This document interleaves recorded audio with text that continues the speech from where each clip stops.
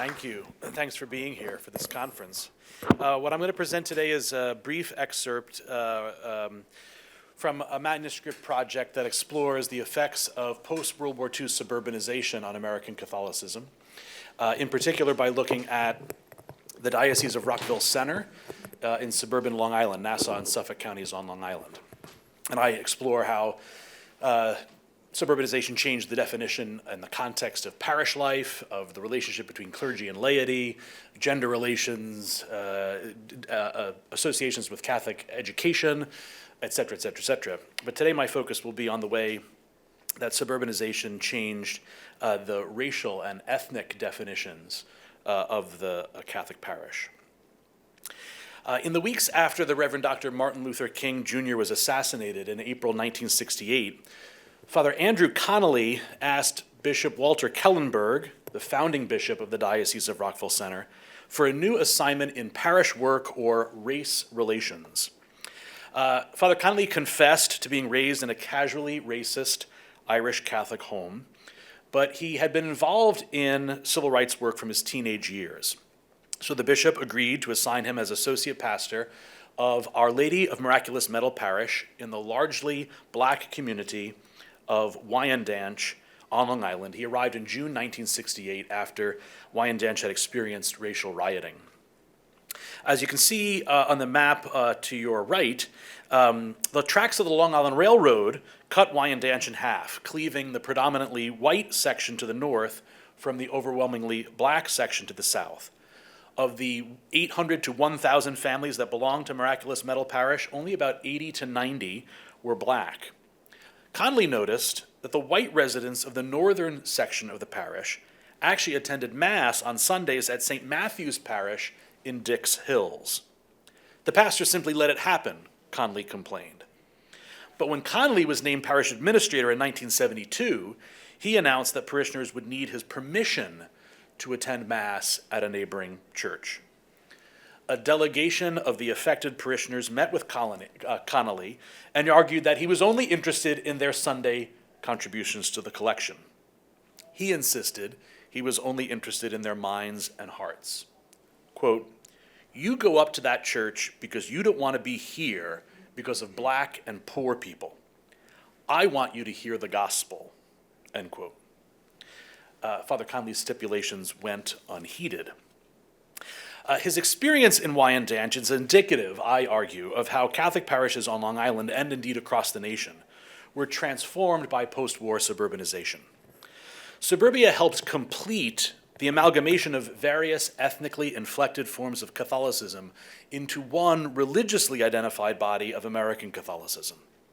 Lay faithful who had seen themselves once as Irish, Polish, or Italian Catholics when they lived in urban ethnic enclaves came increasingly to see themselves simply as Catholic. Parishes established to serve European immigrants shed their ethnic affiliations, the names of new suburban parishes, the feasts and rituals they observed, the lay associations that animated them were all less and less defined by ethnicity. However, because of suburbia's deep racial segregation, newly suburbanized Catholics also increasingly identified themselves, knowingly or not, as white.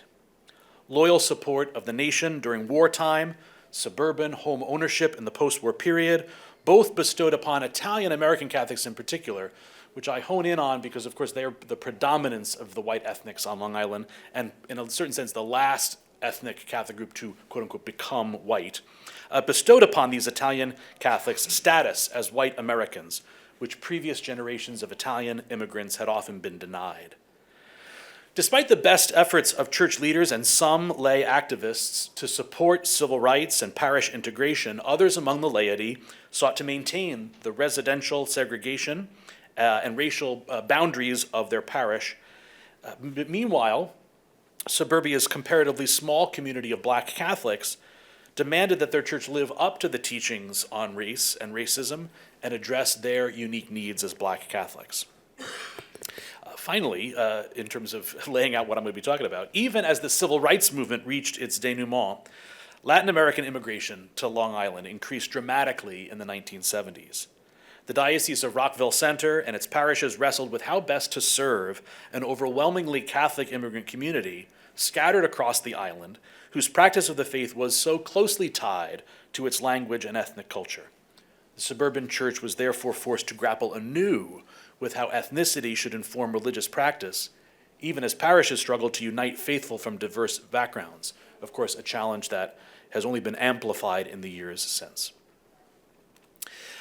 Prior to World War II, American Catholicism was typified by the insular, urban, and working class, and most of all, ethnic parishes, which Notre Dame's own J.P. Dolan labeled the quote-unquote immigrant church.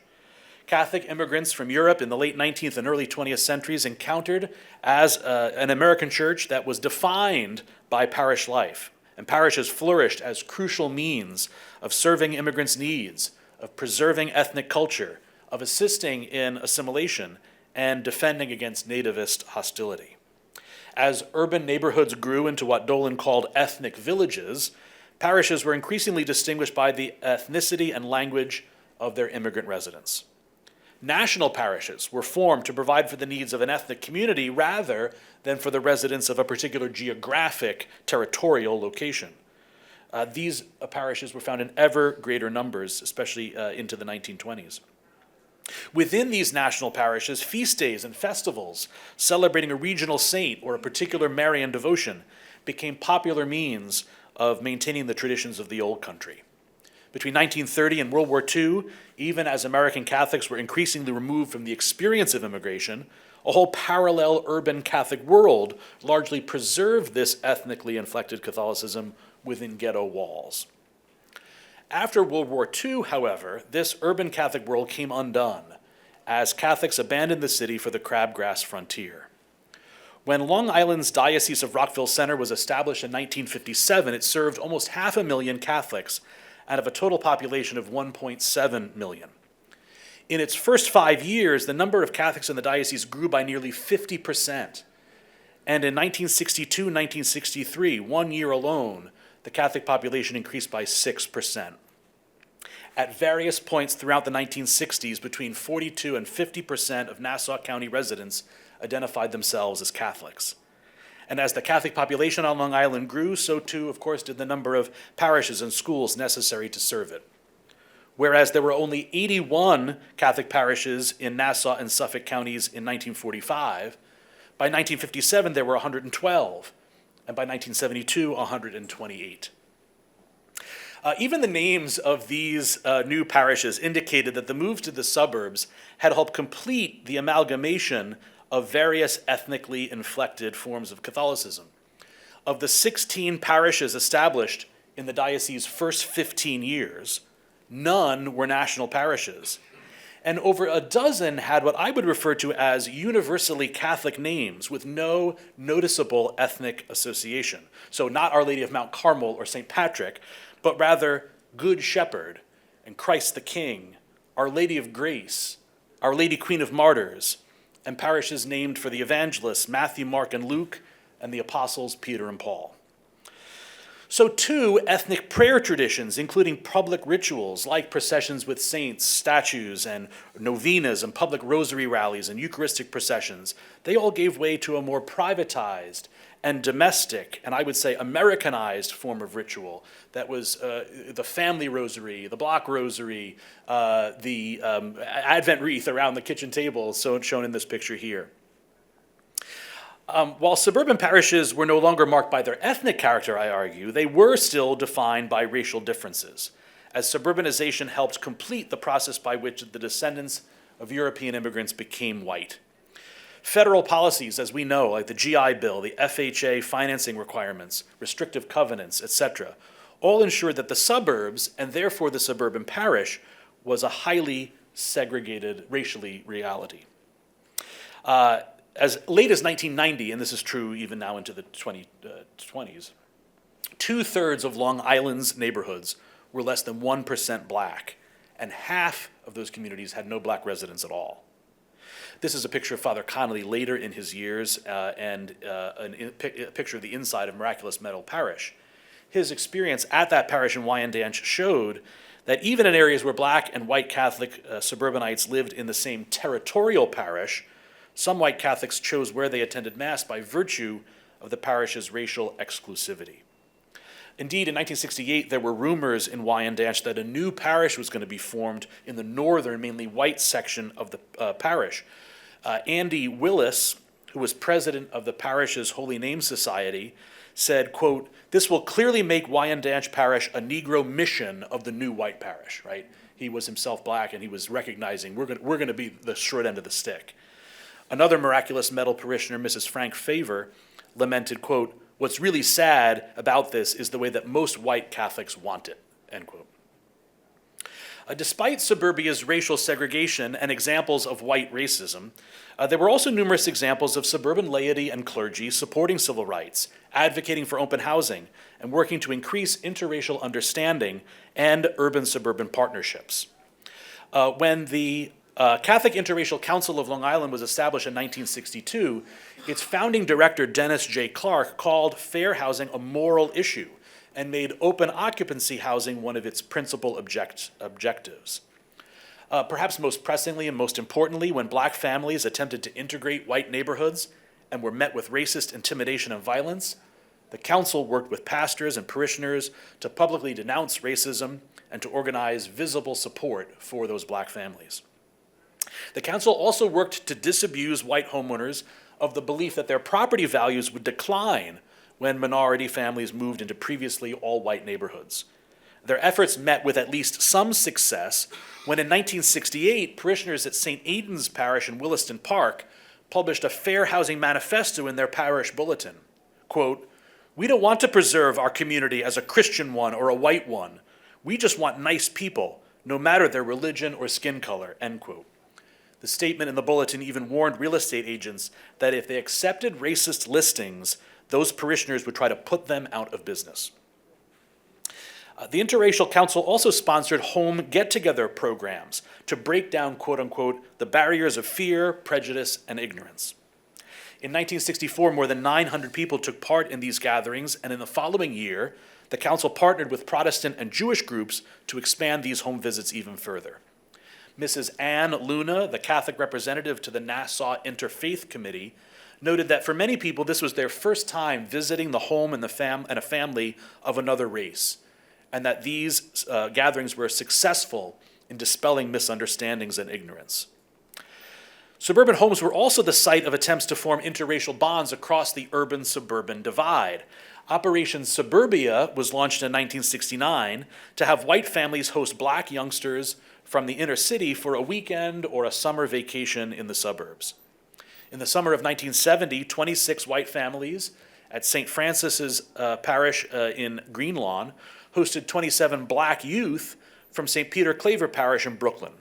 They were said to, quote-unquote, breathe clean air and enjoy all the happy activities that middle-class suburban kids accept as a matter of course, end quote. Host families reported that these were ways of establishing bonds that would end, or transcend at least, racial and economic differences. Curtis Jackson, a social worker in Bed-Stuy, Brooklyn, saw these programs as an opportunity for black youth to, quote-unquote, see white people as people. In the wake of the racial rioting that gripped the nation in 1967 and 1968, the council also worked with the diocesan superintendent of schools to introduce a black history course into the curricula of Long Island's parochial schools. In a first of its kind in the nation program, Rockville Center Catholic school teachers attended a mandatory 4-week workshop in preparation for this curricular change. The following year, the council collaborated with the Long Island Catholic Diocesan newspaper to produce a 17-week series of bi-weekly articles on black history and its relevance for the current plight of black Americans. Written by Leroy L. Ramsey, a professor of black history at Hofstra University, the articles were part of that mandatory curriculum in the diocesan schools, and according to the Long Island Catholic, was requested by public schools and universities, public libraries, and the Nassau County Historical Museum so that they could use it in their own programs. And the Long Island Catholic won numerous Press Association awards for this series. Indeed, the series was deemed such a success that the Diocesan Educational Television Station produced a television series on black history entitled 400 Years, which was also made available to interested public schools on Long Island. Amidst these efforts to advance civil rights and racial understanding, the population of black Catholics in Nassau and Suffolk counties remained exceedingly small. As late as 1980, there were thought to be just under 8,000 black Catholics in the diocese out of a total Catholic population of 1.2 million. The black Catholic community was also dispersed across the island, hampering community building efforts and the diocese attempt at ministry to this distinct group. Even the director of the Diocese Ministry for Black Catholics, Barbara Horsham Brathwaite, recalled that she attended Our Lady of Lourdes Parish in Malvern for years before she encountered another black parishioner who had belonged to the parish for the same length of time that she had. There were also so many masses to deal with all of the people who belonged in the parish that they didn't ever run across one another. This meant that diocesan-wide efforts were necessary to increase opportunities for black lay leadership, to foster religious and priestly vocations among black Catholics, and to improve the whole church's understanding of black history and culture. Vincent Golphin, who in 1981 became the founding director of the new Office of Ministry of Black Catholics, assessed that black Catholics on Long Island were anxious to secure, quote, the advantages of Catholic education for their children, end quote. And he hoped that parochial schools might be a way for the church to be an agent of change within the black community. As I argue, though, by the early 1970s, the church on Long Island was increasingly focused on a different challenge, a challenge posed by increased immigration from Latin America. Again, an issue that has come to define an entirely new era for American Catholicism. The Diocese of Rockville Center's ministry to Hispanic Catholics began as outreach to migrant farm workers in Suffolk County in the 1950s. But in the late 1960s and early 1970s, Latin American immigration to Long Island accelerated rapidly. Initially, first Puerto Rican immigration, and then later, late 60s and 70s, immigrants from El Salvador fleeing the Civil War there. The New York State Department of Education found that between 1968 and 1972 alone, the number of children with Spanish surnames in Nassau County's public schools more than doubled. By 1985, Hispanics made up approximately 11% of Long Island's population, and there were an estimated 175,000 Spanish-speaking Catholics in the diocese. Recognizing this reality, Bishop Walter Kellenberg founded a diocesan office of Spanish apostolate as early as 1968. Shortly thereafter, in 1972, Catholic Charities of Long Island opened the Office of Spanish Social Services. But from the 1960s until today, most of the responsibility for welcoming and assimilating Spanish-speaking Catholics into the life of the local church fell to pastors and to parishes. But suburban parishes and pastors were, and often remain, at a loss for how to accomplish this goal of integration. In 1965, when St. Luke's Parish in Brentwood was established, an estimated 400 Puerto Rican families were already members. So from the moment the parish was born, 20% of the parish was Hispanic. Father Thomas Judge, the founding pastor, confessed that such a situation was to him all new, quote unquote, and that he was still uncertain about how to bring, quote unquote, non-white families into the mainstream of parish life. Well, as I said earlier, in the 19th century, immigrants who settled in urban enclaves were provided national parishes to serve their spiritual and temporal needs. Hispanic Catholics who immigrated to Long Island in the 60s and 70s, however, were scattered throughout the island's suburban communities. Without national parishes to welcome and minister to them, the majority of Hispanic Catholic immigrants were made to adjust to American life and to find their place in the American church in parishes they shared with a majority white and English-speaking community. Such suburban parishes were also premise, I say, on an Americanized Catholicism that downplayed ethnic expressions in liturgical and pious devotions. Hispanic immigrants' desire to worship in Spanish, to observe particular pious practices and devotions from their homelands, posed new challenges in the suburban parishes that were no longer accustomed to these ethnic expressions of Catholicism. As a 1974 Long Island Catholic article argued, Hispanics, quote, feelings about religion are out of kilter with those of most U.S.-born Catholics. To the Spanish-speaking Catholic, the article said, religion is devotional, There are novenas and rosaries to say, candles to light, and statues to adorn with flowers. The Spanish-speaking do not want to relinquish their special customs. They are looking for acceptance and appreciation without absorption," end quote.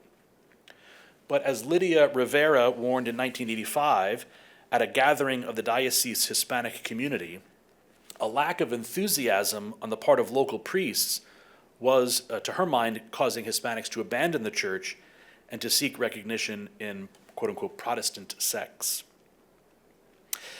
So in summary, I should say too here, there were of course instances in which certain parishes by demographic become de facto national parishes, right, when a certain percentage of the parish reaches, and St. Luke's and Brentwood is one of those example parishes. And you see parishioners here holding the flags of their nations of origin in preparation for the annual Hispanic Day Parade in Brentwood, which was founded by parishioners of St. Luke's back in the 1960s, when the parish was predominantly Puerto Rican. But from the very beginning, they insisted this was not just a Puerto Rican Day parade, this was a Hispanic American parade, and it was representative for kind of a pan-Hispanic, pan-Latin American group. Post-war suburbanization, as I argue, diminished the importance of ethnicity, elevated the importance of race as markers of parish boundaries. This made integrating and serving Black and Hispanic Catholics more challenging for the suburban church. Racist policies and practices in real estate and home financing resulted in high levels of racial segregation in suburbia, limiting the overall number of Black Catholics and segregating them into smaller enclaves. Already a minority in the American church, Black Catholics struggled to form community among themselves in the suburbs and to garner appreciation from diocesan officials and from white Catholics for their particular history and needs. Throughout the post-war period, suburban parishes were premised on an Americanized expression of faith that diminished ethnic forms of piety and communal celebration. Catholic pastoral leaders abandoned the use of national parishes in favor of integrating various Catholic ethnic groups into territorial parishes. When Latin American immigration to Long Island increased, Hispanic Catholics were scattered across the island where affordable housing could be found. Over time, concentrations of Hispanic Catholics created de facto national parishes, but many parishes with a majority of white population had sizable Hispanic communities that existed alongside, not really integrated together. Nationwide, dioceses and parishes today continue to wrestle with these pastoral challenges that immigration and increased ethnic diversity and mixed parishes all pose.